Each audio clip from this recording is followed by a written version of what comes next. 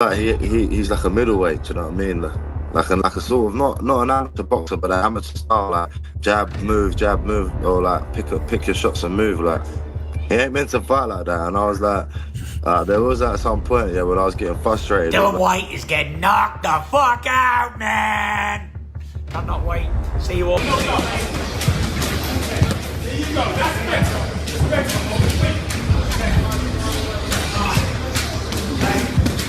The boxing world is reeling from the latest viral clip to hit the scene, and it's not from a sanctioned fight or even a press conference. It's a moment from behind closed doors, a brutal truth captured in a sparring session gone horribly wrong for Dillian Whyte. The veteran heavyweight, once considered one of the most dangerous men in the division, got dropped in the gym, and not even by Moses Itauma, the young phenom who's been dominating the headlines. No, someone else landed the blow. It's very difficult, and I'm very hands-on in that respect, and I get involved with sparring, and we select sparring partners between Rob McCracken and... But it was Moses who turned the aftermath into a spectacle. What followed was pure public humiliation. Itauma didn't just let the moment pass. He laughed, he mocked, he taunted, and he made sure the cameras caught it. It was like watching a lion cub toy with an old lion, fearless, confident, and completely unbothered by the legend standing in front of him. Right down the middle,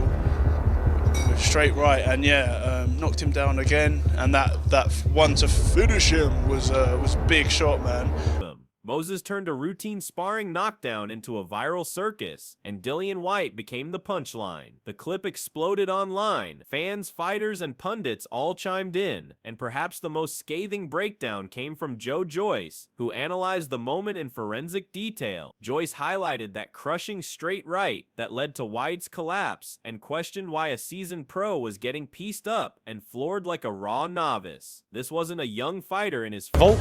The old Dillian, it was a couple of years ago. It's going to be interesting to see how much that Dillian Whyte has left. And is first camp. This was a former world title challenger getting embarrassed in a gym. The levels are showing, and they don't flatter YT. And while YT was still regaining his breath, Tyson Fury entered the conversation with his own ice-cold assessment. The Gypsy King didn't need to say much. Just a subtle jab about the old Dillian was enough. It hit harder than a left hook. Fury's implication... Mike Tyson, at least for a round or two. First time he gets cracked, it's gonna, I guarantee you, his head's gonna be like, oh shit. It's gonna be interesting to see what happens. How many rounds is it? I think it's 8.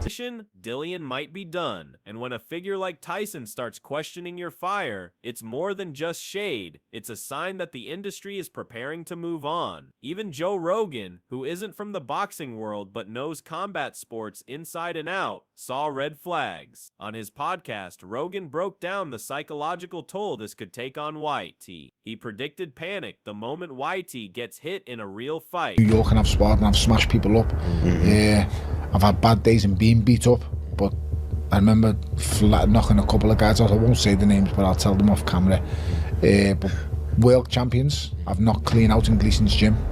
Like a man haunted by ghosts of sparring sessions past. That kind of fragility doesn't win fights. Not against someone like Moses Itauma, who's young, hungry, and ruthless. Then came Tony Bellew with a revelation of his own. Bellew revealed that he once floored YT in sparring too. That's not just a one-off bad day, that's a trend. A heavyweight getting slept by a former cruiserweight in training is damning. It paints a picture that no one wants to see, a declining fighter with a chin that can't hold up anymore. At some point, you stop blaming ring rust or bad luck. At some point, it's just decline. And Moses Itauma, he's not letting up. Dillian's trying to act unbothered. He's gonna say, I just do what I believe, and I say, yeah, okay, cool, and just do whatever the fuck I want anyway. So yeah, I don't really, I try and focus on me and what I'm doing and what my kids and families doing. I don't care about some idiots'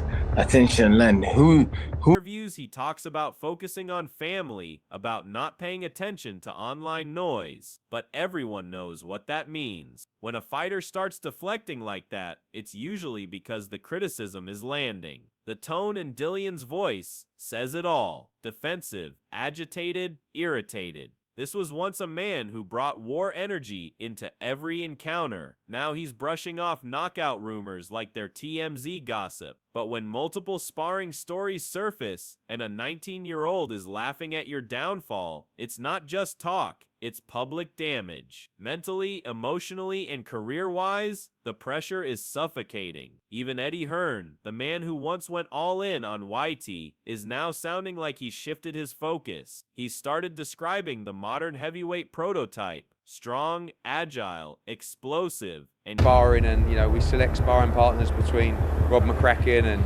AJ's training team and AJ and me, and to find a 23-stone guy who moves fast, who has fast hands, who has a great engine, who forces the pressure. He's very... Guess who that sounds like? Not Dillian. Moses. Hearn doesn't name names, but his praise hits specific notes. The subtext is loud and clear. The future isn't built around Whyte anymore. It's being sculpted in the mold of Moses Itauma. When Hearn calls someone an exceptional talent, you pay attention. This is the man who's promoted Anthony Joshua, Canelo Alvarez, and Alexander Usyk. He's seen the best of the best, and now he's mentioning Moses in the same breath. That says everything. Hearn points out Moses's elite amateur pedigree, his calmness under pressure, and his experience beyond his years. Meanwhile, the only time Dillian's name comes up now is when someone brings up leaked clips or knockout rumors. This is more than hype. This is the passing of the torch. Look, Moses is an exceptional talent. He's been in the game a long time.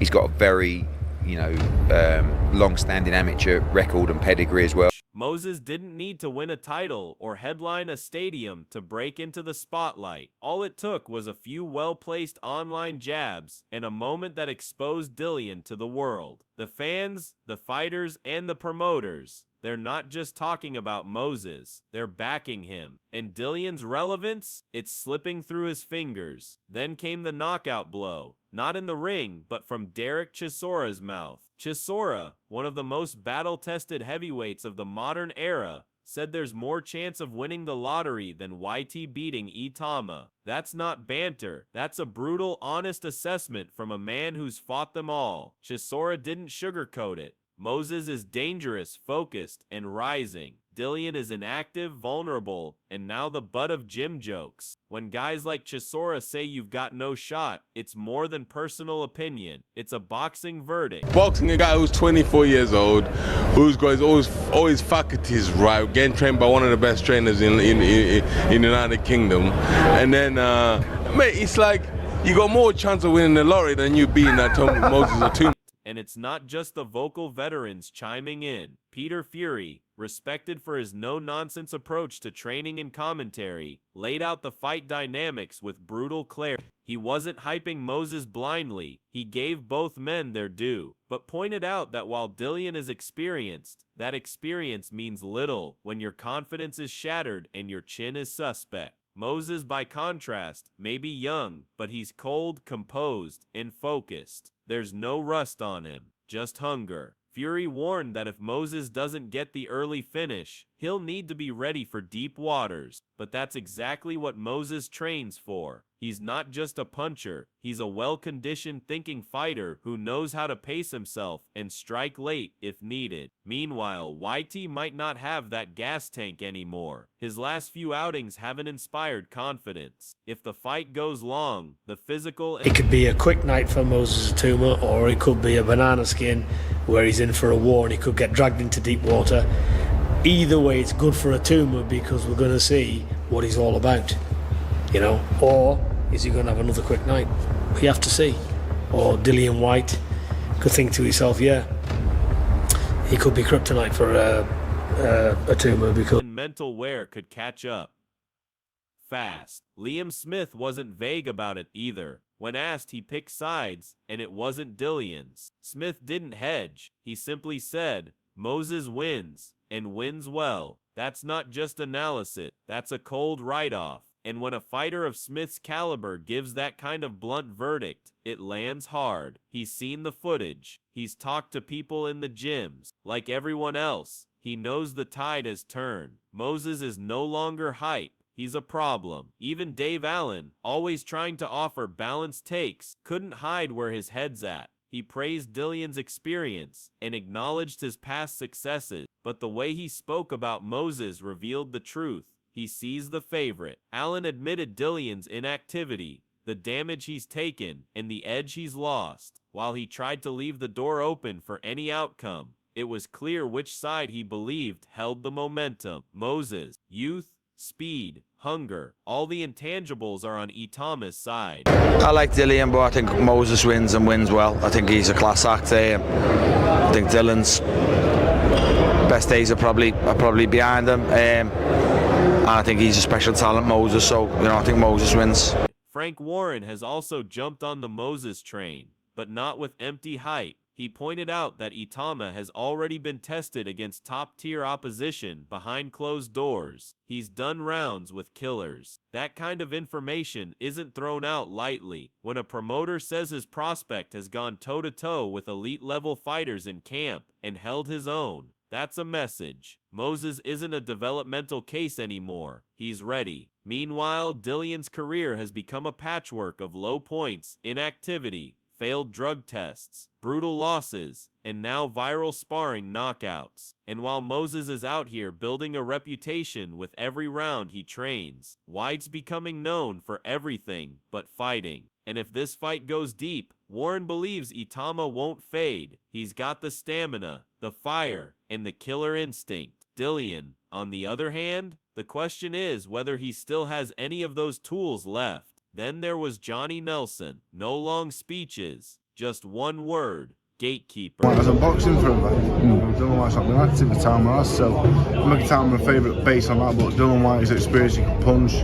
No result would surprise me, but I would go with Itauma. That's the worst label an elite fighter can get. Gatekeepers don't chase belts. They test prospects. They stand in front of the next wave and see if they can hold them off. And when Nelson called Dillian that, it was like a tombstone being carved. Whyte used to be the guy trying to force his way into the title picture. Now, he's the guy fighters want to beat to prove they belong. And that's the scariest part for Whyte. He's not feared anymore. He's being offered up to young lions like Moses Itauma. This isn't just about a payday or a chance at redemption. This is a very real, very public test. If Moses dominates, it sends a message. He's not coming. He's here. He's already walking the path that Whyte once walked, but with more talent, more control, and less baggage. For Whyte, this isn't just a fight, it's survival. Another knockout loss, especially to another distance ones, but I'm talking about with somebody who doesn't fiddle around, somebody who actually would like to get him in the latter rounds and is capable of knocking people over. He's a puncher. You've seen him do it, and he's done. 19-year-old could be career-ending. It would erase whatever credibility he has left. The memes, the sparring clips, the ridicule, they'd become the final chapter. But for Moses, this is the launch pad. This is the moment where hype turns into reality. The spark becomes fire, and a viral clip becomes a legacy moment. Make no mistake, this fight is about more than rankings. It's about who handles pressure better, who survives the storm when it's not just sparring anymore. When the punches count, the lights are on, and careers are at stake. Moses is cold and calculated. Whyte is wounded and unsure. And that contrast might be the deciding factor, because at the end of the day, one man is fighting to announce himself. The other is fighting not to be forgotten. When the bell rings, the stories of both men will shift forever. A quick KO, a dragged-out war, a shocking upset. Anything can happen.